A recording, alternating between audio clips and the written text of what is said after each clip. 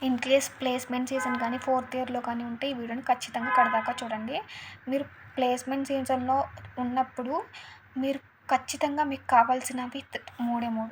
First one వచ్చి stop panicking. వాడెవడికో job వచ్చింది, వీడెవడికో job వచ్చిందని చెప్పి మిమ్మల్ని మీరే స్ట్రగుల్ చేసుకోవద్దు అసలు.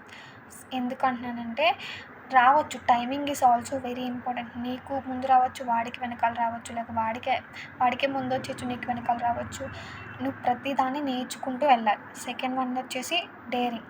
నేను ఎందుకు చెప్తున్నానంటే నన్ను నేను ఆపేసుకున్నాను. నాకు ఆ స్కిల్స్ లేవు అని చెప్పి నేను ఒక 7 lakhs, 8 lakhs, 9 lakhs ప్యాకేజ్ వాటికి నేను అసలు అప్లై చేయలేదు. నేను అనుకున్నాను నాకెందుకు వస్తుంది అంత పెద్ద ప్యాకేజ్ అని అనుకుని చెప్పి నేను ఆగిపోయాను. అప్లై చేయడమే టైం వేస్ట్ అనుకున్నా. కానీ నా ఫ్రెండ్స్ ఎవరైతే తక్కువ స్కిల్ ఉండి అప్లై చేసిన వాళ్ళకి వచ్చింది. సో దీన్ని బట్టి అర్థమైంది ఏంటి? సో డేర్ చేయడం వల్ల తప్పేం కాదు. మహా అయితే నువ్వు రిజెక్ట్ అవుతావు. నీకేమైనా రిజెక్షన్స్ కొత్త కాదు కదా! జస్ట్ అప్లై చెయి. రిజెక్షన్ వచ్చినా సరే ఒక 3 months తర్వాత మళ్ళీ అప్లై చేయొచ్చు ఆ కంపెనీకి. So always do the damned. Always do that. Daring is very important. Next one వచ్చేసి పేషెన్స్. అంటే నీకు ఇదొక లాంగ్ రన్ మాట. ఈ లాంగ్ రన్‌లో నువ్వు పేషెన్స్‌గా లేకపోయావు అంటే చాలా కష్టం. నువ్వు ఒక 3 జాబ్స్ ట్రై చేసి నాకు రావట్లేదని చెప్పి ఆగిపోయావు. ఆగకసలు. అస్సలు ఆగొద్దు. వచ్చిన ప్రతి దానికి అప్లై చేయండి. ఆన్‌లైన్ కావచ్చు, ఆఫ్‌లైన్ కావచ్చు. అప్లై చేస్తూనే ఉండండి. ప్రతి ఇంటర్వ్యూ నుంచి ఏదో ఒకటి నేర్చుకోండి. మహా అయితే మిమ్మల్ని అడిగితే బాగా బేసిక్ క్వెషన్స్ అడుగుతారు. ఊప్స్ కాన్సెప్ట్స్ కానీ, ప్రోగ్రామింగ్‌లో కొన్ని ఇంపార్టెంట్ క్వెషన్స్ ఉంటాయి కదా! అవే అడుగుతారు. సో పేషెన్స్ అనేది చాలా ఇంపార్టెంట్. పానిక్ అవ్వడం మానేయండి. ఆల్వేస్ డేర్ చేస్తూ ఉండండి. ఇలాగే పేషెన్స్‌తో ఉండండి. Always be grounded. వాడు టాపర్, వాడికి జాబ్ వస్తది అన్నవాడికి జాబ్ రాదు. వీడికేం రాదు అన్నవాడికి కూడా జాబ్ వస్తది. ప్రతీదీ మీకు ఒక ప్లేస్‌మెంట్ సీజన్ అనేది ఎలా ఉంటదంటే ట్విస్ట్ అండ్ టర్న్స్ మాట. అయ్యో! వాడికేం రాదు కదా! వాడికి జాబ్ వచ్చిందే, వీడికి అన్నీ వచ్చు కదా! వీడికెందుకు జాబ్ రాలేదు అన్న ప్రతీదీ ఒక ట్విస్ట్, ఒక సినిమాలా అనిపిస్తదనమాట. సో ఖచ్చితంగా మీకు పేషెన్స్ అనేది చాలా చాలా ఇంపార్టెంట్. డిసిప్లిన్ అనేది కూడా చాలా చాలా ఇంపార్టెంట్. మీరు అనుకోవచ్చు నాకు కాలేజ్‌లో జాబ్ రాకపోతే బయట మార్కెట్ చాలా దారుణంగా ఉంది. నేను అమీర్పేట వెళ్ళిపోతాను. నేను కోర్స్ నేర్చుకుని జాబ్ కొడతానంటే యాహ్!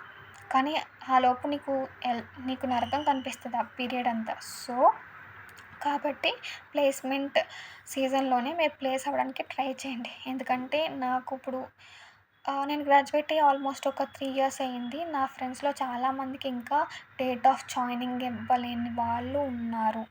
ఇంకా మా బ్యాచ్‌లో ఇంకా చాలామంది ప్లేస్ అవ్వని వాళ్ళు ఉన్నారు. అమీర్పేటలో నేర్చుకున్న వాళ్ళు ఉన్నారు. వాళ్ళకి కొంతమందికి జాబ్ వచ్చాయి. కొంతమంది ఇంకా జాబ్ రాలేదు. సో అందుకని చెప్తున్నాను. కాలేజ్‌లో ఉన్నప్పుడే జాబ్ తెచ్చుకోవడానికి మీ 100% ట్రై చేయండి. ఇన్ కేస్ మీకు బ్యాక్‌లాగ్స్ ఉన్నాయి. కం కాలేజ్ వాళ్ళు అలౌ చేయట్లేదంటే బయట ట్రై చేయండి. ఆఫ్‌లైన్‌లో ట్రై చేయండి. కానీ ట్రై చేస్తూనే ఉండండి. Keep trying. ఖచ్చితంగా ఏదో ఒకటి వచ్చి తీరుతుంది. బాగా మీ కమ్యూనికేషన్ స్కిల్స్ అనేవి చాలా చాలా చాలా ఇంపార్టెంట్. మీరు బాగా మాట్లాడడానికి ట్రై చేయండి. అండ్ ఆల్సో వెరీ ఇంపార్టెంట్ వచ్చేసి వాడు ఖచ్చితంగా మీ కాలేజ్ ప్రాజెక్ట్ గురించి ఖచ్చితంగా అడుగుతాడు. కాబట్టి ఎంతో కొంతన్నా తెలుసుకోండి. వాడు అడిగే క్వెషన్స్‌లో కొన్నిట్లికన్నా మీరు ఆన్సర్ చేయగలగాలి. మీ ప్రాజెక్ట్‌ని బాగా ఎక్స్‌ప్లెయిన్ చేయగలగాలి. ఇంకా ఏమంటే బాగా చూసుకోవాల్సినయి oops concepts, some programming questions అలా మీరు ఇంటర్నెట్‌లో సెర్చ్ చేసినా సరే వస్తాయి. మెయిన్‌లీ బేసిక్ అలాంటి క్వెషన్సే అడుగుతారు.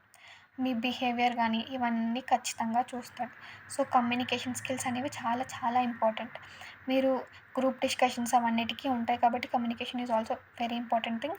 And also one of the most important thing వచ్చేసి మీరు ఆ కంపెనీకి అటెండ్ అవుతారు కదా! సో మీరు ఆ కంపెనీకి అటెండ్ అయ్యే ముందు అసలు ఆ కంపెనీ అసలు ఏంటి?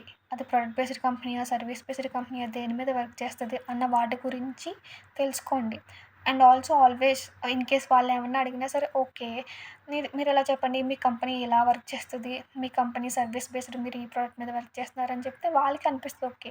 దెన్ కొంచెం రీసెర్చ్ చేసింది మా కంపెనీ మీద తనకి ఇంట్రెస్ట్ ఉంది. అలా వాళ్ళకి అనిపిస్తదనమాట. సో ఆల్వేస్ మీరు ఏదైనా ఇంటర్వ్యూ అటెండ్ అవ్వే ముందు ఆ కంపెనీ గురించి సెర్చ్ చేయండి. ఓకే. ఖచ్చితంగా జాబ్ తెచ్చుకోవడానికి 100% అన్ని మార్గాలను ఉపయోగించి ఎలాగైనా సరే జాబ్ తెచ్చుకోండి. Okay. All the best. Bye.